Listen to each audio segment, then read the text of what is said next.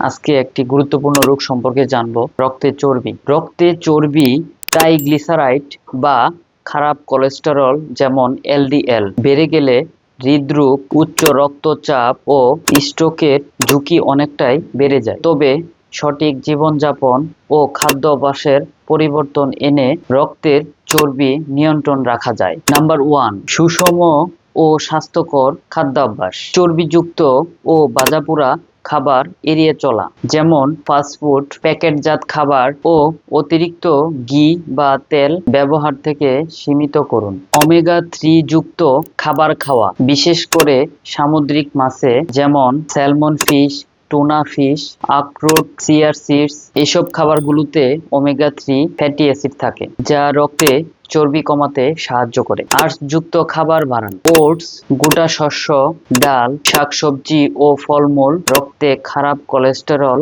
কমাতে সাহায্য করে। চিনি ও পরিশোধিত কার্বোহাইড্রেট কমাতে হবে, যেমন সফট ড্রিঙ্কস, মিষ্টি ও সাদা চাল ও আটা কম খাওয়া উচিত। নাম্বার 2, নিয়মিত শারীরিক ব্যায়াম করা। প্রতিদিন অন্ততপক্ষে 30 মিনিট হাঁটা অথবা সাইকেলিং করা অথবা সাঁতার কাটতে পারেন। কার্ডিও এক্সারসাইজ, নিয়মিত জগিং করতে পারেন, এতে রক্তে চর্বি কমাতে আপনাকে সাহায্য করবে। নাম্বার 3, ধূমপান ও মদ পান ত্যাগ করুন। ধূমপান রক্তে খারাপ কোলেস্টেরল বাড়ায় ও ভালো কোলেস্টেরলগুলোকে কমিয়ে ফেলে। অতিরিক্ত অ্যালকোহল শরীরে ট্রাইগ্লিসারাইড বৃদ্ধি করে, তাই এটা পরিহার করাই উত্তম। নাম্বার 4, পর্যাপ্ত ঘুম ও মানসিক চাপ নিয়ন্ত্রণ রাখা। প্রতিদিন অন্তত 7 থেকে 8 ঘন্টা ঘুমান।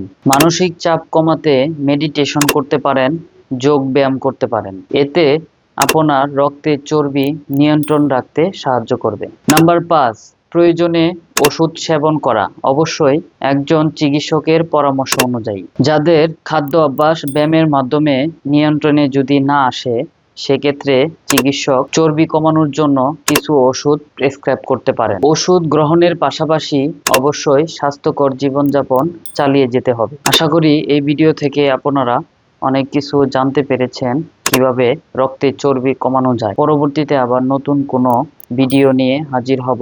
সে পর্যন্ত সকলে ভালো থাকবেন, সুস্থ থাকবেন। আসসালামু আলাইকুম।